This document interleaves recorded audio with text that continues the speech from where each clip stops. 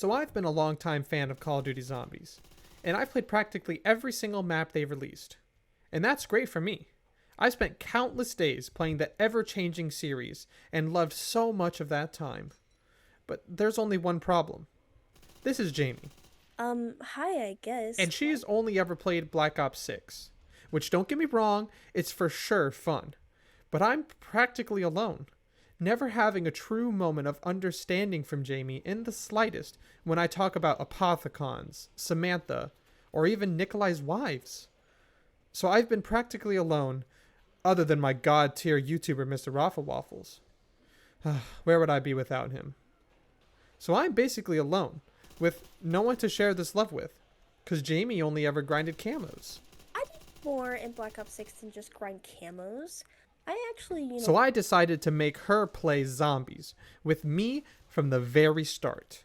And it all starts with Call of Duty World at War, the original, uninfluenced masterpiece that started it all. But before we start, we need a control for me. Because if I'm being honest, right now, I think I'm biased. I've lived years now with a nostalgic lens covering my eyes for the classics. But will Jamie open my eyes and change my view?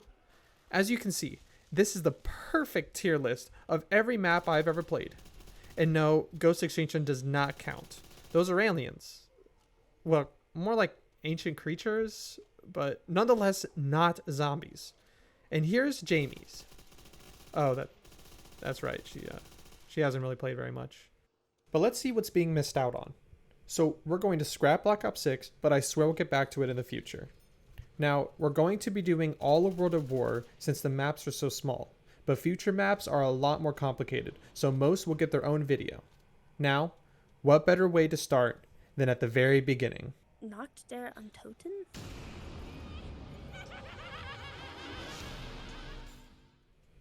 Now, first and foremost, Noct has to get some respect. It was the one that started it all. The OG developers that were just having fun developing a mode that was never intended to become what it would be today. But at the end of the day, me and Jamie agree. First, the lack of punchy weapons. Yes, including the ray gun, which has one big flaw. It can literally kill you. So the splash damage, which makes the ray gun viable, is really intimidating for new players. Even I damaged myself red screening me, so if I wasn't careful, I could have died. Hey, can I ask how many times why I have to get a sniper rifle every time I open this damn box? It's kind of crazy. And what is it? The grenade launcher or rocket launcher, whatever it is. Why is it an option? Like, I don't understand it. And then like the fact that each time that I would open the box, I'd either get a sniper rifle, a shotgun, or the rocket launcher. Where's my assault rifle? Second, the lack of space and loopability. All there is one door and two stairs, and then that's it. A total of less than 3,000 points, and you've explored the entire map. And if you get in a bad situation, there are few strategies to escape since the stairs are so small and can trap you even worse. So it becomes more viable to only open the door so you don't have to worry about zombies coming from the second floor. The map being really tiny, and then not even being able to like open the entire map, because if you do, it's just gonna be even harder on you. Kind of just makes it a little bit sad. Third, the lack of tasks to do. There's no Easter egg. The closest thing is a radio, and that gets boring pretty fast.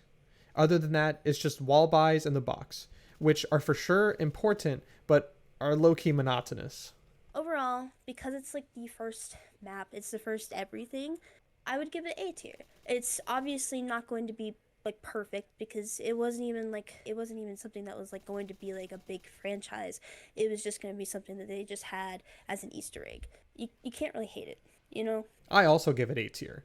I love the map, and it was a lot of fun returning, but I don't see myself sinking as much time in it as other future maps when other games have better weapons, bigger layouts, and more things to do. So now let's move on to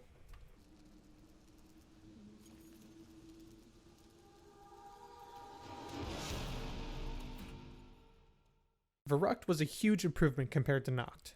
The map has 7 doors, not even including the extra door from Power, and the one door that is just Camp Central. And I'm not going to pass that over. That's a huge improvement. It added the power switch, a staple in practically every single zombies map that follows. It forces the player to enter the map and explore before hunkering down with the perks. And that's new as well. Perca-Colas, the legendary 4. Juggernaut adding an extra hit of damage to your health, Double Tap letting you shoot twice as fast, Speed Cola letting you reload quicker, and then Quick Revive letting you be revived if you're on solo, or letting you revive teammates faster. Verrucht was the first map to add these essential parts of the game mode that so many people can't even imagine zombies not having. You actually had like a goal to go to. Like you actually had to go to like a power switch, or you had to turn something on before you like can do anything else, if that makes sense. Like you actually had a purpose in that sense, like an objective. And then because you unlock the power switch, you get perks, right? With Verrucht, it was you have like once you get enough points, you can actually make yourself just a little bit stronger to last yourself a little bit longer in each round. But one problem still stands strong. The weapons still have no punch. The ray gun still has the same positives and negatives, but weapons are still weak. Although there are more places with more space, it's definitely still a challenge. But I've never really liked it. I personally like training, so these tight corners make it very difficult. So if you're skilled enough to train and spawn, then kudos to you, but I'm not good enough. And camping is okay, but the weak weapons make it so hard on high rounds, you can't keep up with the zombies and their health. I would give it B because while there's a lot more to do, there's more of an objective and things like that. And I do like the loopability and all that fun stuff. It's not eye-catching, I guess is the word. Power switch, cool. That's one objective that you can do, but now you just are doing the exact same thing where you're just running around in circles waiting for zombies to kill you, right? There's no like objective, there's no Easter egg, there's no like active thing that you could do to like make it more interesting. And then I'm personally going to give it a D tier rating. That's just more of a personal thing because the map is so difficult for me and I just don't like the map layout. Sure, it does include the perks and stuff, so maybe I'd be able to give it a C because of how influential it was, but I think overall the map just doesn't really speak to me, so I'm going to have to put it in D tier. And now, we move on to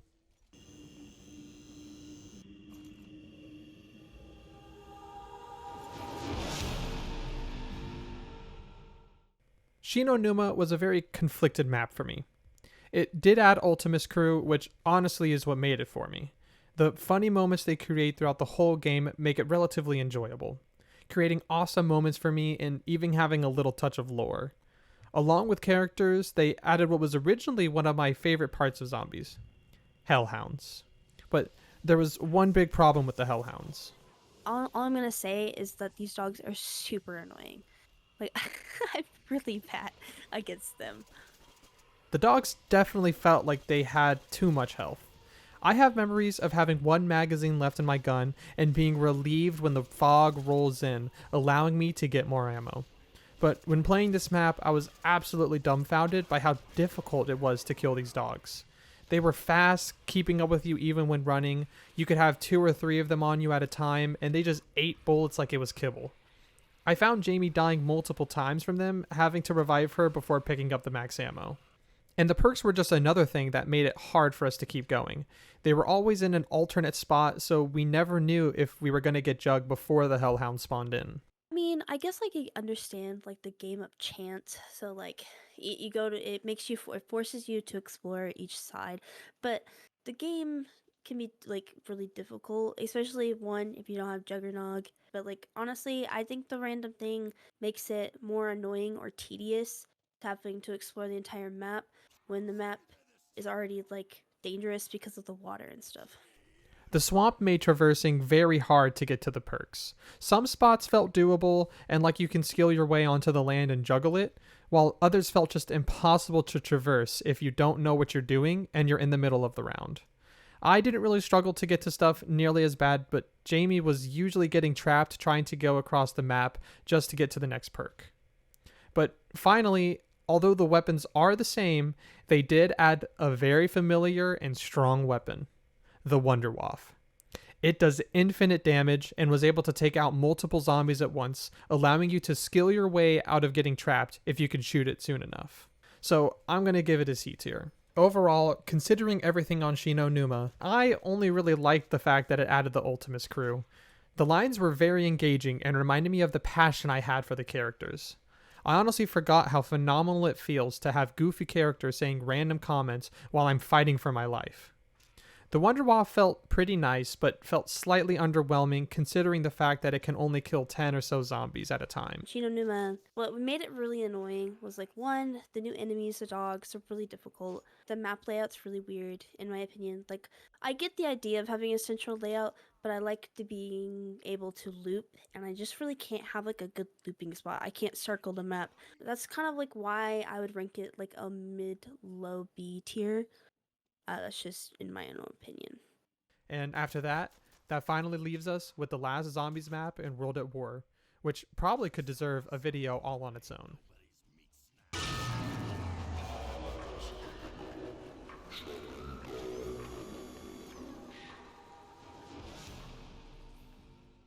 Darius was the first time playing these maps that I actually did not want to stop playing.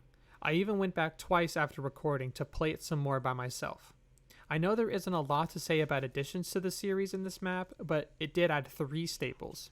First, it added the Symbol Monkey. Amazing at helping you distract the zombies for a short time, allowing you to recover, or revive any teammate you need to get to. Then there's the teleporters. Granted, they aren't too important since they only teleport you back to spawn and give you a random power-up, but being able to link them to unlock Pack-a-Punch is a huge accomplishment. I don't know how it is in like further games, like as it improves the gameplay, but the fact that you can literally just have someone click one button and someone just staying right there at the teleporter by the Pack-a-Punch makes it kind of easy. Pretty simple. Don't have to worry about it. I just know that if I was playing solo queue, I would probably be a little bit more overwhelmed because one, I'm not really good at or the best at like defending myself against zombies and having to worry about that and getting back to spawn from whichever location I'm at kind of makes me nervous. But I think that's the whole point of like getting like a challenge in that sense. And like I said, linking the teleporters to get Pack-a-Punch, what a genius addition, allowing you to upgrade your weapon to make it stronger and unlock different abilities it didn't have before. We love being able to upgrade the weapons. I love being able to upgrade like a gun that's decent for me in like a sense. But the fact that you're able to upgrade gun, give a little bit more power to it, makes the game like kind of more have like a focused goal instead of just killing zombies and seeing how far I could go. Because then it's like, all right, I've killed this many zombies, and I Pack-a-Punch this gun. Let's try Pack-a-Punching another gun that I can do, because the box has many possibilities. The Pack-a-Punch added so much drive for players, particularly for new players. I remember when I first tried Pack-a-Punch and then just trying to see what options were available, like getting a gun that was overall lackluster, but still holding on to it with the idea that I can Pack-a-Punch it and possibly get a gun that is actually viable, or sometimes even more viable than consistent weapons like an assault rifle or SMG. And I instantly saw that idea click for Jamie as well. The Pack-a-Punch is essential for any long-term and serious game of zombies, and is especially important, in my opinion, for getting new players to use multiple guns and spark that interest to try something new every game. This, coupled with the perfect map layout, makes for an exceptional experience. There's the back of the map with the catwalk allowing for someone wanting to camp, and is way more viable considering the Pack-a-Punch. There's the loop ability for people being able to run from one section to the other with relative ease, basically for Jamie. Alrighty, the one thing that I love about maps is if it's loopable. And what does Dries have? Plenty of circles to go around. And there are relatively large spaces spread around the map, allowing me to have multiple different training spots available. And the Wunderwaffe, being a moderately strong wonder weapon, will always be accepted over nothing, especially since you can Pack-a-Punch it, increasing the amount of zombies you can kill with each shot. The combination of all these things you can do and places to go makes such a thrilling experience that I am thankful to have the ability to enjoy. And then they throw in an extra bone. It has the first ever Easter egg. Sadly, I didn't get footage of us completing it, but me and Jamie did it once and it was fun the whole way through. It isn't complicated, but it's just the right amount of tucked away, so if I'm being honest, I would never discover it without the community finding it and having guides. I feel like I cannot praise this map enough for how amazing it is. Me and Jamie both agree. The biggest reason why I put it in S tier is because I feel like it's a full-fledged map. It has an Easter egg. It has something that you can do. Like, it may not be like the biggest like um overarching like changing like Easter egg. It's not like a boss fight or anything like that. But it is something that you can like do. Like you can actually have a full-fledged Easter egg. There's the ability to pack a punch your gun so you could survive longer. The map layout is pretty decent. Like in my opinion, out of all of them, the best map so far. And I gave this map an S tier. It's such an amazing map that I used to go back and play frequently and will continue to do so. And that is World of War Zombies, a new zombies experience that Jamie had not experienced before. I will forever give World at War Zombies as much praise as possible, having Noct that started it all and Doris that practically perfected it. If you were to try zombies for the first time, I cannot recommend these two maps enough. The mixture of how zombies came to be, mixed with the feel of World at War's vibe, riddled throughout every map, and the large sums of care and love put into these maps is astonishing. And if you made it this far, please feel free to subscribe. I fully plan on forcing Jamie to play more zombies and then getting her opinion afterwards. And in order to not miss out, subscribing will for sure help. If you have any recommendations for things that might get missed in the future episodes, put it down in the comments and I'll try my best to highlight it whenever it gets there. And thank you so much for watching.